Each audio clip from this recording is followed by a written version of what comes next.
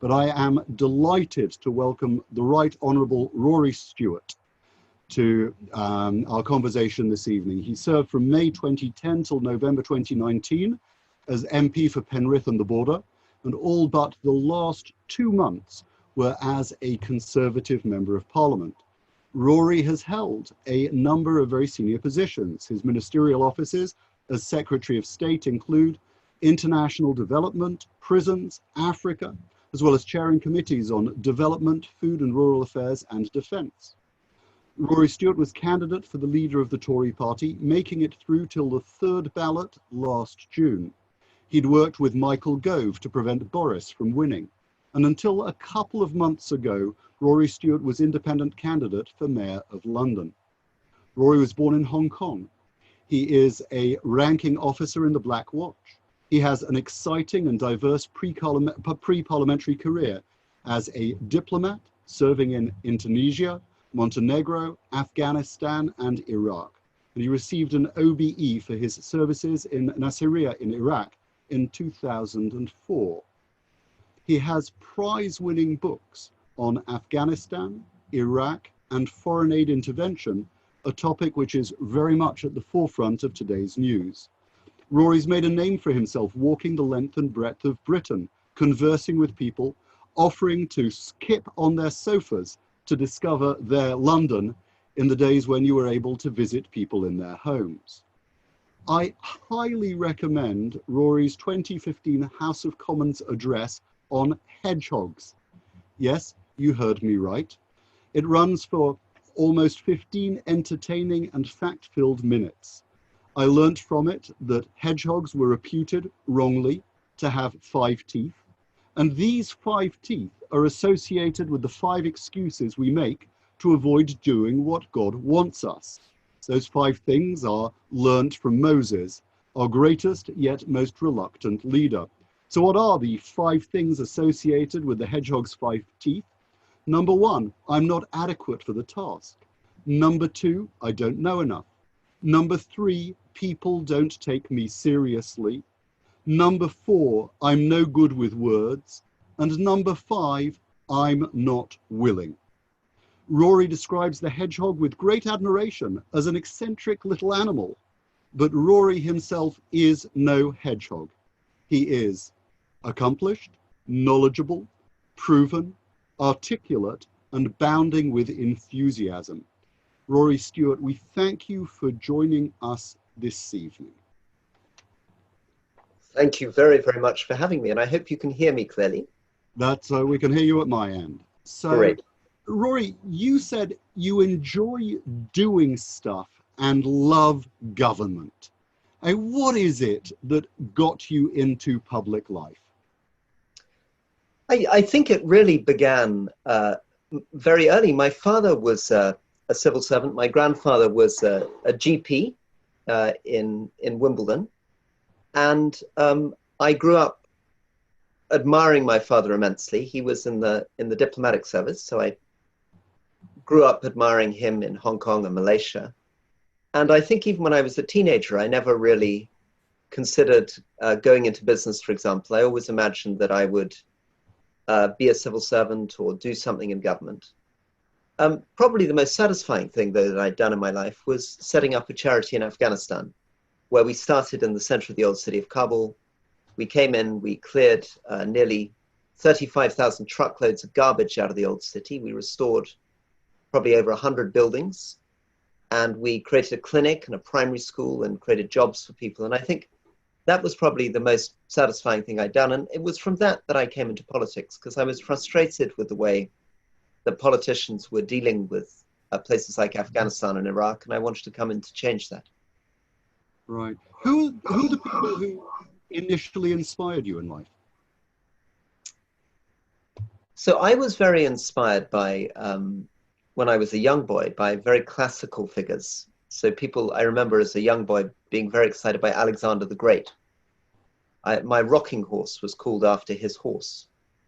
And I read huge numbers of, anything I could get my hands on. I loved the idea of this man in his mid-20s weeping on the Ganges River because he had no more worlds to conquer.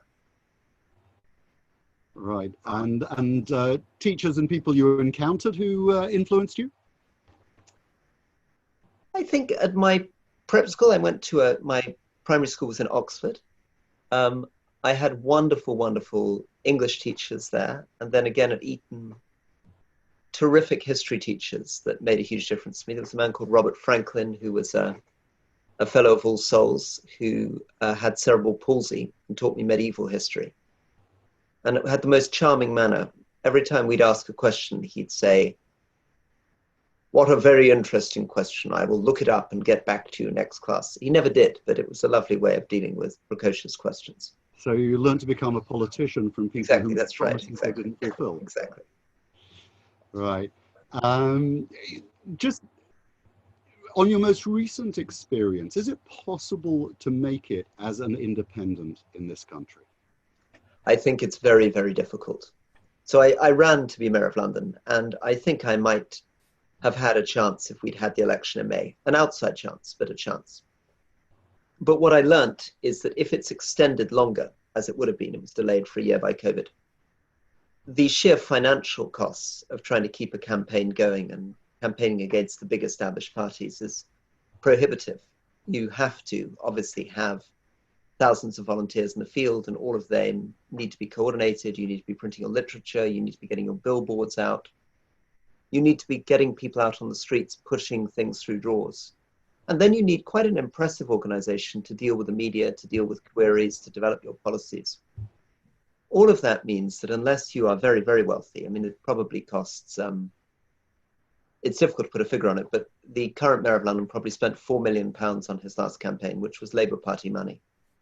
So very difficult for an independent to compete financially. And it's also very difficult for an independent unless people know your name. When people go into a polling booth, if they want to vote Labour or Conservative, they can vote Labour or Conservative without having heard of the person. But with independents, there are usually 4 or 5 independents running. So unless they know your name, they have no reason to vote for you at all. And just you have delivered a fabulous TED talk that I commend on why democracy matters.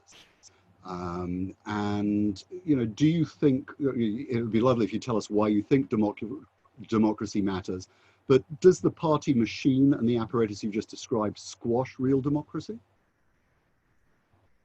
Well, the party machine creates, is designed to create loyalty to the leader. I sometimes feel, at its worst, the Conservative Party feels a bit like the Bulgarian Communist Party. Everybody's standing up and cheering and saluting. And it's particularly extreme in the House of Commons, where it's a sort of combination of the Bulgarian Football Party and a kind of Bulgarian Communist Party and a kind of football stand in terms of the way people shout at each other. So it is difficult to find a way of respectfully expressing independent views without causing much heartache and chaos within the party. And of course, in some ways, there's a reason for that, which is that at least when voters vote for a party with a whip system, they know that they're going to get what they voted for. If they end up with 650 independent MPs, all with their own minds, it's much more difficult for the voter to know what's going to come out of the House of Commons at the end of it. So it's a sort of the best of a bad lot kind of thing. I suspect so. I mean, the deeper question, I think, in democracy is probably the culture or the feel of places, which is quite difficult to sort of legislate for. But a question about, what people will or will not put up with, when people are prepared to say no. And I think maybe the problem in British democracy at the moment is that it is very, very difficult to say no. I and 21 of my colleagues tried to take a different position on Brexit. But it was very striking how few people came with us and how ultimately unsuccessful that was. I mean, we were all unceremoniously kicked out of the party within a few minutes of our vote. And I think that's one of the issues. I mean, when you read back accounts of British Parliament in the 19th century, people seem to have had a much stronger sense of their own values, their own moral compass. They found it easier to say no. Today, I think people are reluctant to resign from the cabinet partly for financial reasons. In the past, as you know, MPs were often independently wealthy, so it didn't matter very much if they resigned. Now, when people resign, they lose half their income. And increasingly, MPs fear they're not going to be able to get a job outside Parliament. All that makes it easier for the whips to control them. Right. Was it unprecedented when you started as Minister for Prisons? You actually said unless you were able to achieve something, you would, within a year, you would resign. That certainly surprised people. And I thought it was an important thing to do because I came into a prison system where violence had tripled over 5 years. We had nearly 32,000 assaults, prisoner on prisoner, and over 10,000 assaults, prisoner on prison officer. And it was just going up and up and up and up and up, year by year by year. So I felt not only that I should bring it down, but that I should say that was the thing I should be judged on. That was the thing I should be measured on, is making them safer for prison officers, safer for prisoners, safer for families, because you can't do anything unless they're safe. And so when a journalist said to me, well, will you resign if you fail? I felt very comfortable saying, yes, I will. Right. Ministers often come into portfolios, though, without any real knowledge of the area that they were in. How did you feel confident being able to step into something and say, I'm going to give myself a year and I'm going to make things happen? I suppose in the case of prisons, it seemed to me that the problems were relatively straightforward. They weren't searching people at the gate, so drugs were flowing into the prisons. There were too many young prison officers on the landings without proper training or support. There weren't basic checklists for inspecting prisons. The windows were broken. And I knew enough from having run organizations in the past, run my own charity, worked in other bits of government, that those kind of things you can turn around. I mean, it would be the same if you came in as a hotel manager into a hotel where all the windows were broken and the sheets weren't being changed and there were a lot of young staff who didn't know what they were doing. Those are things that you can turn around. I think it would be more complicated if it were, more complicated if it were about deeper policy decisions, deeper strategic decisions. You might feel a little shyer of getting involved. But I think when it's a basic operational thing, I think that is something you can do. Right. Coming back to democracy, at the end of the TED Talk, you say that you believe in active and informed engagement of the citizen, and the politicians need to learn to trust the public. Now, you've definitely made it one of your hallmarks, listening to people and listening to the public mood, going around and engaging people. And I was just wondering if you wanted to comment about the anger that is on the streets or has been on the streets of the last few days from people who are protesting what they see as institutional racism in this country. Well, firstly, I think you need to take anything like that very seriously, and you need to listen very seriously to people. I think there is clearly racism in Britain, without a doubt. And I think people have a very, very strong sense of injustice. And that's something that I experienced running to be Mayor of London, staying with young black men. As part of my campaign, I stayed in different people's houses. And I was very struck by how some of the young black men that I stayed with led very isolated lives and had very little contact with the rest of society.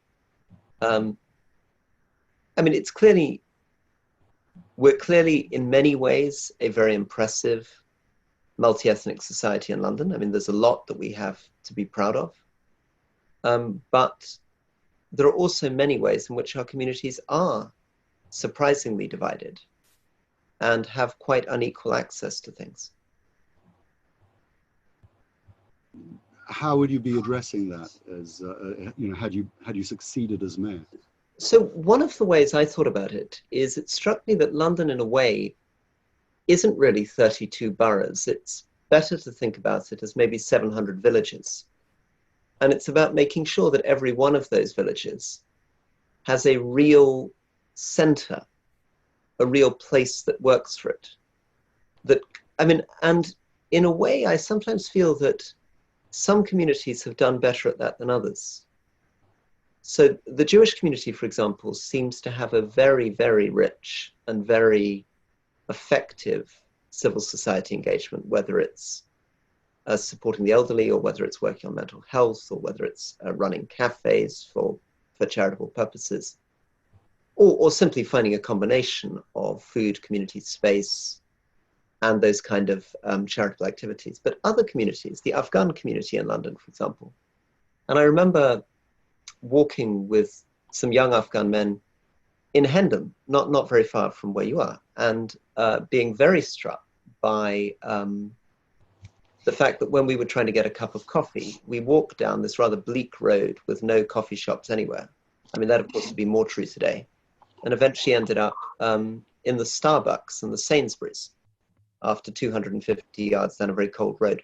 And for me, who'd spent quite a lot of time in Afghanistan, where the culture of the tea house and of conversations was very important, I felt very sad for these young men that they had no straightforward way of gathering or seeing each other, other than this long, bleak walk down a motorway to a Sainsbury's. So I would have wanted to make it a pledge that everybody should be within, let's say, 10 or 15 minutes walk or cycle ride of a good community space, a good library, a decent high street, a park. That these are things that make for life, and that without them, a city can be quite a bleak place. And some parts of London have them. Some parts of London used to have them and have lost them. I mean, I was very struck, South End of Wandsworth, by places which had once been vibrant high streets, where there was now nothing but residential property. And it was impossible to buy anything within 20 minutes walk. And had you hit Tory party leader and become prime minister, what would your vision of the country have been? Would you also have looked to empower the regions more? I think definitely we have to do that. I think we have to devolve more. I would have loved directly elected local mayors all over the country with real power, really accountable to people, really doing things, really active. I think there's a lot to be learned from France and the United States when it comes to what really vigorous local mayors can do. I also felt that we terribly neglected the elderly in Britain, that understandably a lot of politics is about talking about young people, but a lot of the most extreme suffering that I saw, particularly in rural areas of the country, were amongst older people, not amongst younger people.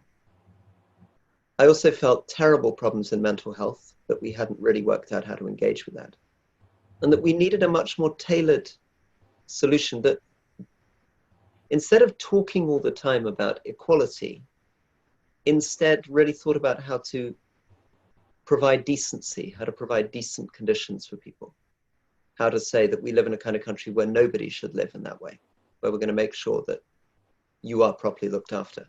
Not that we've redistributed to make you equal with everybody else, but that there is a minimum basic level of decency that we're often not achieving. When you made your hedgehog speech, which I alluded to before, you talked about the hedgehog being an eccentric little animal that curls up in a ball at the first sign of adversity, and actually you much preferred the traditional British lion or the English lion as an emblem for what we should aspire to. What could make England or Britain great? And what should we be aiming to do? What are our values that should be leonine and strident in the world? Or should we just be looking after our own house? Well, I think we have an opportunity to play a deeply important, influential role, but probably more similar to the kind of role played internationally by a country like France, with that sort of scale. We shouldn't be pretending to be China or the United States. But, we're the 5th or 6th largest economy in the world. And we have a very, very deserved reputation in science, in research, in our universities. London is an extraordinary global city. I mean, genuinely probably one of the greatest cities on earth. And I think our reputation for pragmatism, for common sense, for quiet competence, for public service, for decency, for understatement, for modesty. These are all things that are deeply needed in a brash world and could be properly leveraged by if approached in the right culture and the right spirit, be something that's very helpful to the world. I think the world needs, along with the other voices, it needs a countervailing British voice. Within that voice in the past, a lot of money has been given in foreign aid, and Boris just closing down the DFID, which you put a lot of your own time into and supported its good works. How should we choose where to give and how much to invest? I think what you're looking for, if you're doing foreign aid, is what I'd call a sweet spot. In other words, a place where you get the right combination of your aid being welcome, in other words, a country that actually wants to work with you. There's not much point putting, and we often do, unfortunately, put money into countries which are very reluctant to work with us, because however bad the situation is in a country, however much suffering or poverty there is, if the government and the people of that country are unwilling to work with you, almost nothing you do is going to make a difference or be sustainable. So broadly speaking, we should be working with countries that are relatively friendly towards us, because that's more likely to result in programming that can last, programming that's actually going to make a difference. I think medium-sized countries too would be a good thing to focus on. I'm a bit skeptical about whether there's really much point in Britain putting money into giant countries, even with enormous need. India, to some extent, even Pakistan, Nigeria, these countries are so big that the entire British aid spend in those countries, which can be enormous in British terms, will turn out to be, only 0.1% of their national economy. And so very unlikely to have much influence or make much difference. So I tend to be focusing on medium-sized countries and looking for things that we do well and that they want us to do. What do we do well? You were part of some of the logistics, and you say your proudest moments have been working with your charities overseas. What do we do well? I think we have at our best, we are adventurous. We're particularly good at humanitarian responses. So when there's a great disaster, a famine, an earthquake, you often find very, very effective, not just young British people, but British charities at the front line, working well and genuinely getting a great satisfaction out of that very difficult, tough work of being up on the Ugandan South Sudanese border and making sure that you are properly processing and looking after people in desperate need.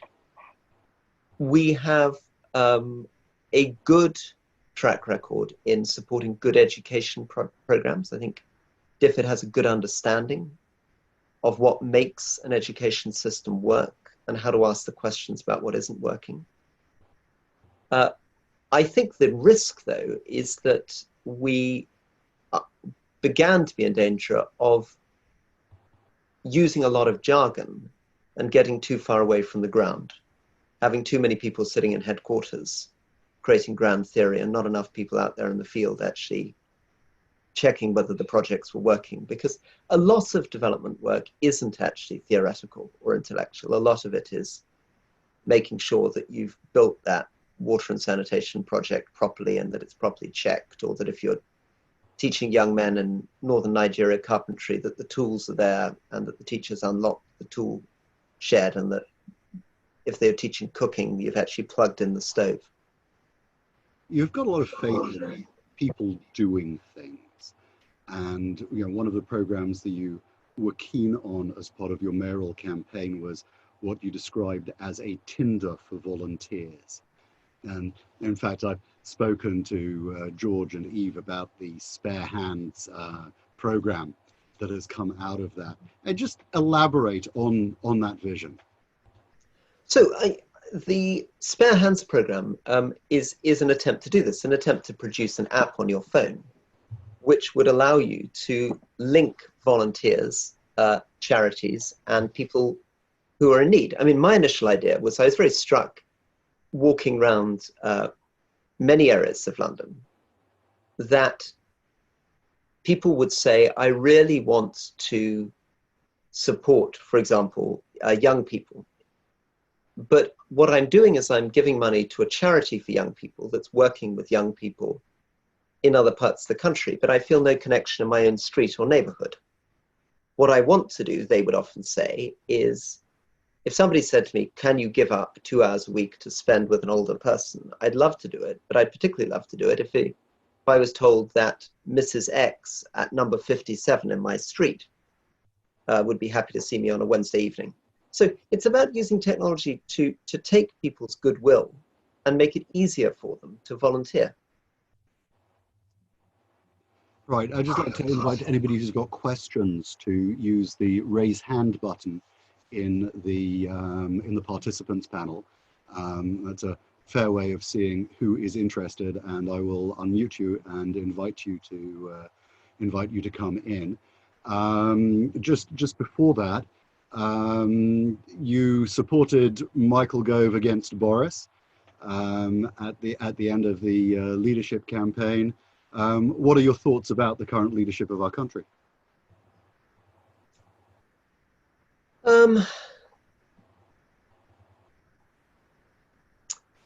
Yeah, I mean, it's a bit difficult because I obviously had a sort of slight falling out with Boris. I mean, I didn't really approve of him. I said I'd refused to serve in his cabinet. I resigned from the cabinet when he became prime minister. And ultimately, I left the Conservative Party because I deeply disagree with the way that he was approaching both the Constitution ultimately and the way that he was approaching Brexit. So I'm maybe not the best person to ask. I'm not a very objective observer. I'm pretty grumpy about the current government, I think, is the problem. Right. So inviting questions. There's a question here from Hock that's been in the chat panel. Saw some of your work back in 2009 discussing Kashmir as a future issue affecting regional stability in South Asia. Given the events between India and China recently, what should Britain's role be in this, if any? And how should Britain engage with a state that often has competing interests with our own? So that's a really, really good challenge. There's really a question about China. I mean, China is, I mean, this is the most obvious thing that you can say, but China is the big story in foreign policy over the next 30 years. It is impossible to underestimate now the strength and economic influence of China. Although its economy, of course, is smaller than that of the United States, its economy is growing every year by the size of the British economy. It's that much bigger than us. And it, in purchasing power parity terms, is going to get very close to the United States very soon. And of course, it has an enormous military. And it has a history where, for, as many people will know, for much of the recorded history of the world, the Chinese economy was nearly half the economy of the world. That only really began to change in the early 1800s. So the current situation, and particularly the situation China was in the 1950s and 60s, where it found itself quite a small economy, is in historical terms very unusual. And without being too pompous about this, I think one of the challenges around thinking about China is that traditionally China hasn't had a strong sense of balance of power. And I think the challenge is going to be that China will almost certainly want things its way. And quite soon it will be very difficult to stop China getting what it wants its way.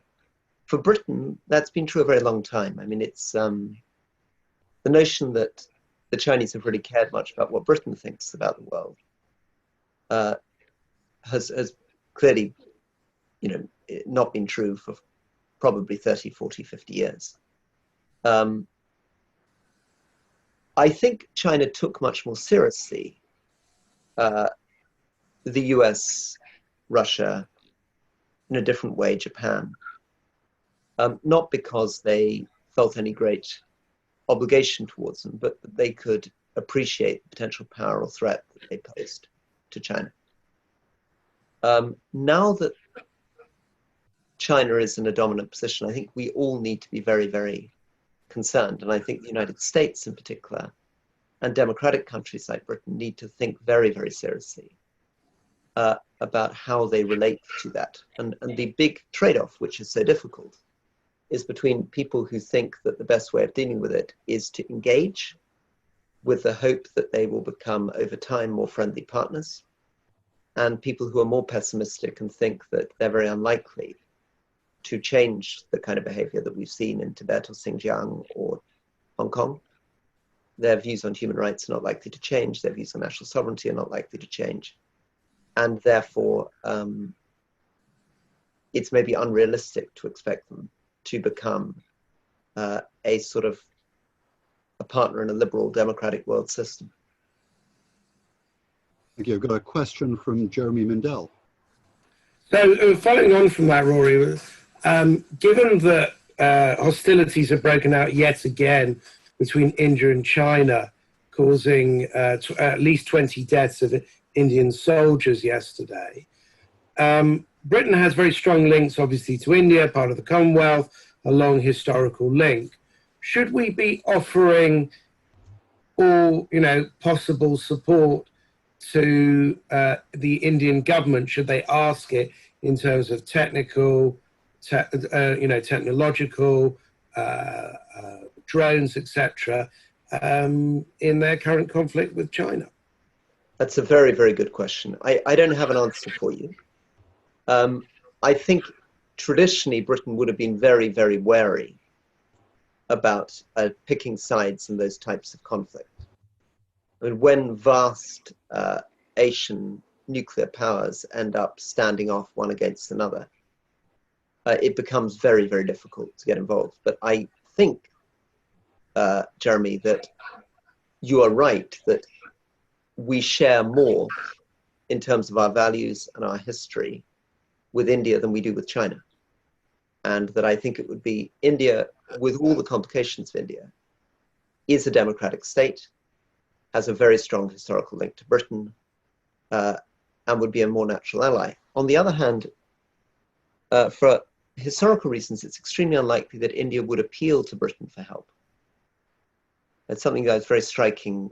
I found that although we imagine that India is a great natural partner for us, I think Britain features less in Indian foreign policy calculations than we would like to think. A question from Caroline Levy. You need to unmute yourself, Caroline.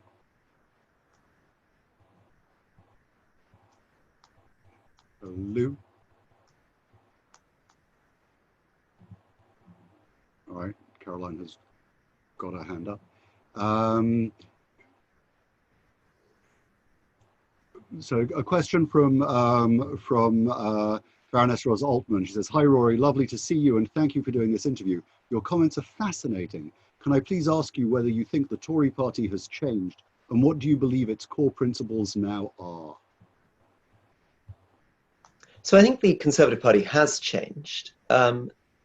I think the Conservative Party often goes through these lurches, and I think these parties, both the Conservative and the Labour Party, are odd coalitions. So it's true that we saw with the Labour Party what would have been very difficult for anyone to predict, which was Jeremy Corbyn and Momentum taking over the Labour Party for a very substantial period of time. And it's also true that it would have been very difficult to predict that the hard Brexiteer edge of the Conservative Party would have taken over. When I entered politics in 2010, when David Cameron was ascendant, people like Bill Cash and John Redwood were very, very marginal figures. And nobody would have expected them to play a major role. Nobody would have expected us to leave the European Union or have a government committed to that. I mean, as recently as as 2018, I would have thought probably 70% of Conservative MPs were in favour of remaining in the European Union, or at least had voted to remain in the European Union in the referendum, even if they were, following through on the referendum and leaving. Now it feels very different. I mean, it's not just that people with a strong sympathy for the European Union have gone. That has happened. So as I said, the 21 rebels were mostly left. But also something I belonged to called the One Nation Dining Club, which was a very traditional institution.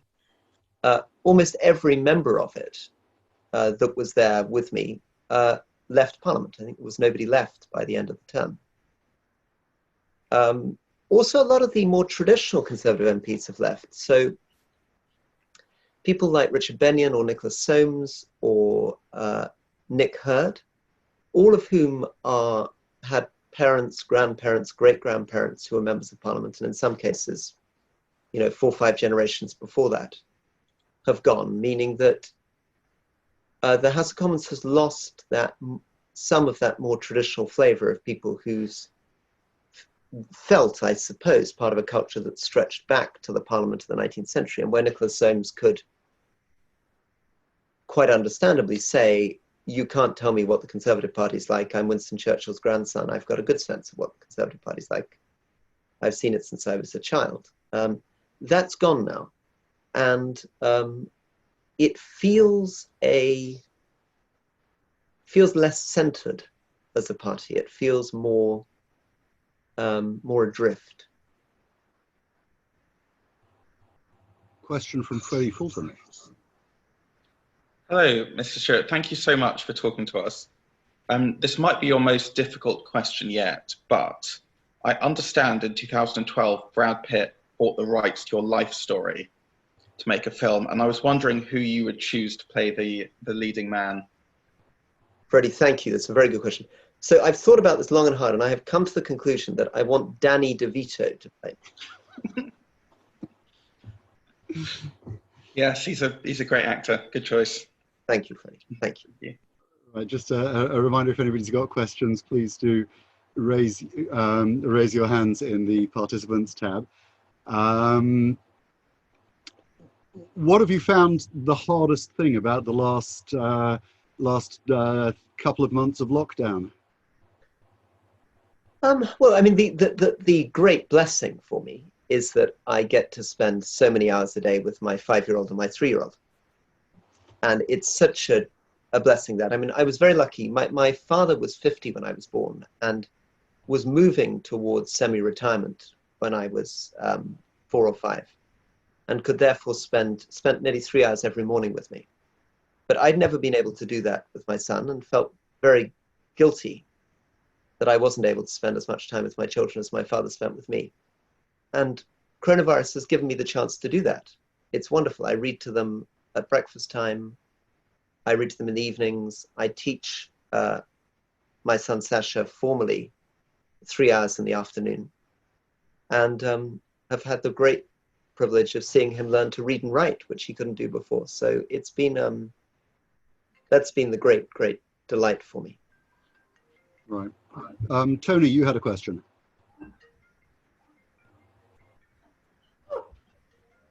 Oh, hello. Would you believe the phone's just gone off? I'm awfully I'm so sorry. Sorry. I'm so sorry. And it's, oh my goodness, it's an important one. But Take it. We'll go to someone. I don't know how we could do it. The question was, what's next? I'm not sure. I think that's a very open-ended. What next for Rory? Sorry, Rory. Oh. Okay, very good. I got it. What next for me was coming in. Very good. Thank you. So what next for me? I am looking probably to continue to do things in public service, and I love looking for opportunities to help people. It's more surprisingly more difficult than you would think as an ex-politician to get your teeth into things, because politics isn't really a profession. It's not like having been a doctor or a banker or something where it's obvious what you can do next. And businesses particularly would scratch their head about working out what to do with you. And even big charities slightly wonder what sort of operational experience you have and maybe concerned about the fact that you've been associated with a political party. So I'm struggling with this, and one of the possibilities might be to do more work in international development, to spend some time back working outside the United Kingdom, because it might be easier. I think the danger of working in the United Kingdom is too many people will continue to see me as a conservative or an ex-conservative MP, which is a thing that many people don't like or find complicated. Whereas working outside the United Kingdom, I hope people are better able to judge me on what I'm able to do rather than what I happen to do for 10 years of my life. Thanks. Debbie. Oh, hi. Hi, Rory. I just heard you say about you want directly elected mayors and you favour that. And because of what we have in Tower Hamlets and the fact that we have a Labour mayor who has no scrutiny whatsoever and there's no chance of holding him to account, how does that work where you have one party controlling a borough? But Debbie, I think you've put your finger on the real challenge, which is that it sounds great in theory, the directly elected mayor, if what happens is that you're in a context where people genuinely challenge. So my fantasy has always been the small French town where you go up to the mayor in the supermarket and jab her or him and say, oi, I don't like this, I don't like that, and they can't get away from you, and that they're directly responsible for sorting out stuff under you. But you're absolutely right. If you end up in a sort of very, very strong machine politics with a strong party system, with very little dissent, then it doesn't work at all. And of course, historically in the US, they have had that problem in places like Chicago and further back in time in Boston in the 50s and 60s. So to have directly elected mayors function, you need to have a proper, vigorous, functioning political culture and society underneath. And in the absence of that, you're absolutely right, you can have a real problem. Very nice to see you too. Thank you for calling in. Jeremy, again. Sorry. Rory, in your travels, often on foot in the Middle East and places like Afghanistan, you've managed to blaze a trail in the countries where it would be arguable to say that British foreign policy has done particularly disastrously. I mean, you think of Suez, Aden, Mandatory Palestine, Basra, you know, it generally has been sort of exit pursued by wild mob. You know, and when you compare that with, say, other continents where British foreign policy has generally been considerably more successful over the centuries, why do you think that particularly the Middle East and, if you like, Afghanistan, Iran, have been particularly difficult for British foreign policy over the past 70-odd years?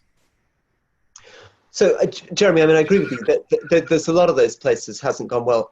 I'd question how well it went in other places either. I mean, I think the closer you get to the reality of the legacy we left in Pakistan or India, for example, or the legacy now that we're struggling with to represent Hong Kong or indeed most of Africa, I question the idea that Britain necessarily did fantastically effectively. But Jeremy, I'll come back to you. Where do you think we did have great signal foreign policy successes?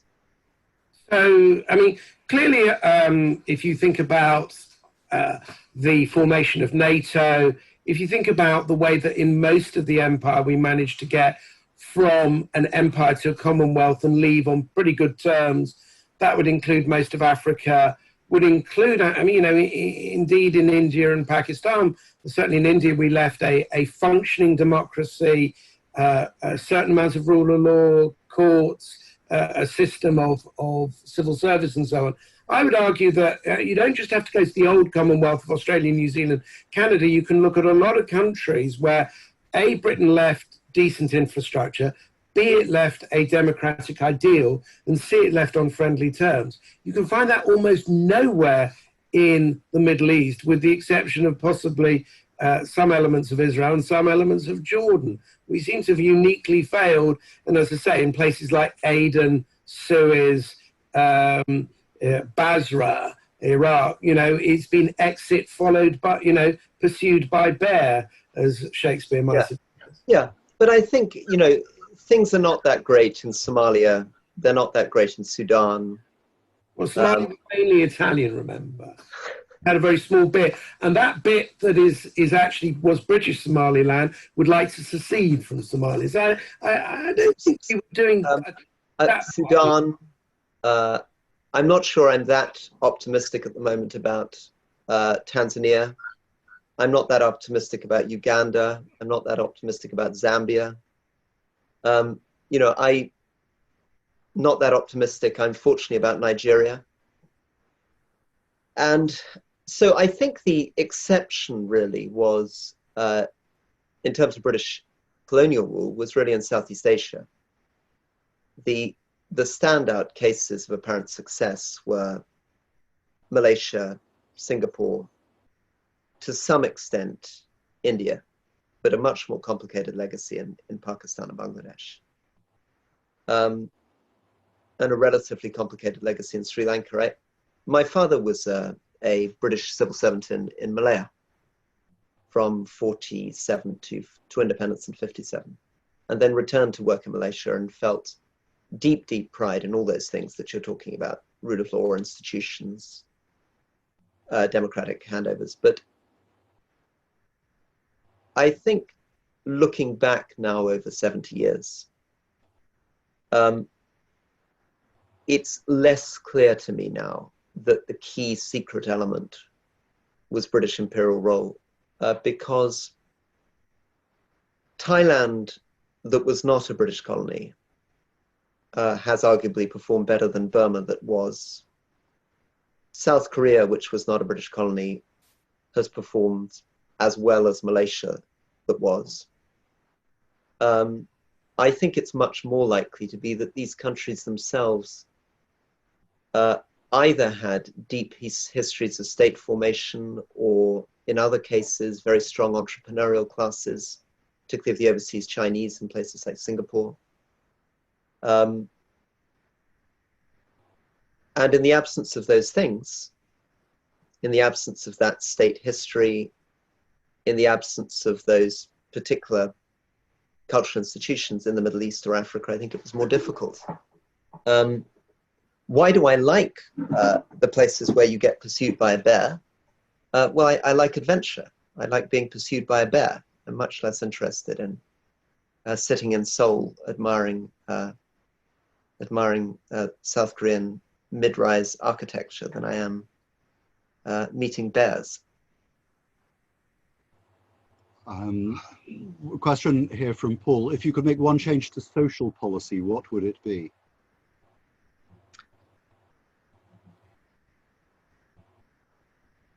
I think I would have a much, much clearer understanding of what a minimum level of decency was, and allow people to have the right to demand a minimum level of things, and work out how the state then facilitates that. So I've seen houses which are not fit to be lived in, some of them in London. I've seen people crammed,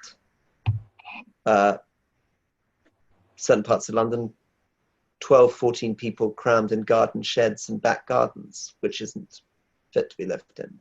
I've seen older people in Cumbria living in houses where nobody's cared for them, and it's horrifying, the conditions they're in. I've seen communities in Easington Colliery in the northeast of England, which are horrifying. And I think the real problem in British society is that we like to think that the problem is the relationship between the top 2% and the bottom 98%. In other words, the problem is the super wealthy. I think the real problem in our society is, in a sense, the top 90%, which includes most of us, against the bottom 10%, and in particular the very poorest 2 or 3%, which sadly almost no party talks about because they often don't vote, and who are often living in conditions far more horrifying than what we usually mean. When we say there are 10 million people living in poverty, there are, but of those, there are perhaps 1 million living in much, much more horrifying situations, and it's those that I think we should be focused on first. Within London, given that you're not running for mayor, who should we be voting for?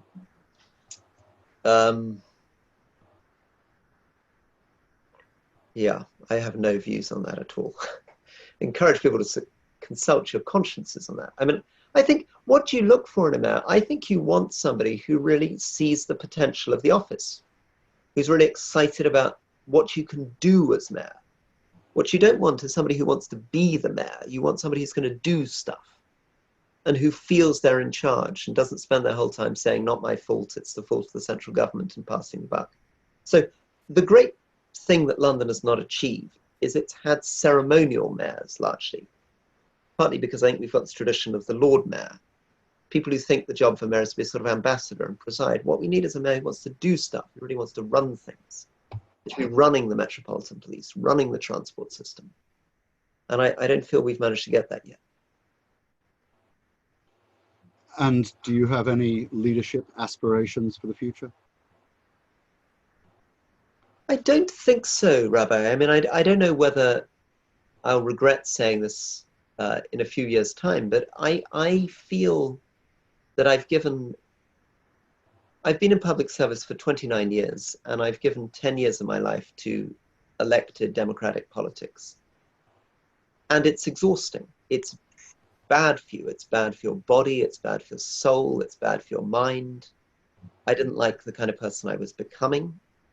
I think it's very difficult to escape unscathed. I think it's a job where you inevitably become pompous and inevitably end up talking much more than you listen. So I'm very reluctant to put myself back into that again. Right. Do you have any particular message for the Jewish community of Finchley and the rest of the world watching on Facebook? Well, much love. I mean, from me and also from my wife Shoshana, huge affection and enthusiasm. Was one of the greatest bits, actually, the mayoral race, is the amount of time I got to spend with the Jewish community in London.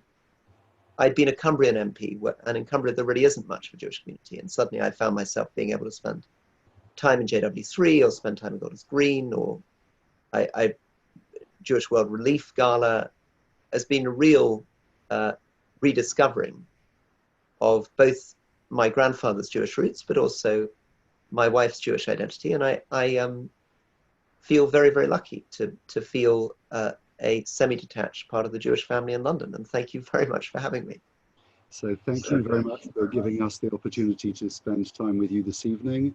I know everybody is incredibly busy at the moment, and it has been a privilege to be able to listen to you talk, but knowing that the talking that you have presented has come from an awful lot of listening yourself. We've appreciated your wisdom and ideas and your courage and independence in everything that you have brought to the fray. And even though we're just going to have to read you in the future and possibly can't look forward to you being our leader, we would welcome all your insight as it continues to our community. So thank you very much for joining us, Rory Stewart. Next week, please do join me as I will be talking to Tom Watson. Thank you. Thank you very much. Good night. Thank you all. Well done. Bye-bye.